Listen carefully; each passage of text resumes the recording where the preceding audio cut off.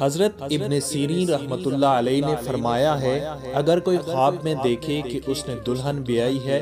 لیکن اس کو دیکھا نہیں ہے اور اس کا نام نہیں جانتا تو دلیل ہے کہ مرے گا یا مارا جائے گا، اور اگر دیکھے کہ دلہن کو گھر میں لایا ہے اور اس کے ساتھ سویا ہے تو دلیل ہے کہ بزرگی پائے گا، اور جو چیز اس کی ملکیت نہیں اس کی ملکیت ہو جائے گی۔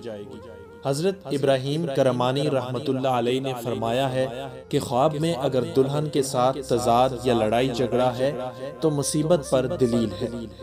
حضرت جابر مغربی رحمۃ اللہ علیہ نے فرمایا ہے اگر عورت خواب میں دیکھے کہ اس کی شادی ہوئی ہے اور اس کو خاوند کے پاس لے گئے ہیں تو دلیل ہے کہ اس کی عمر ختم ہو گئی ہے، اور اگر دیکھے کہ شوہر خود لے گیا ہے اور اس سے نیک سلوک کیا ہے تو خیر و منفعت پر دلیل ہے۔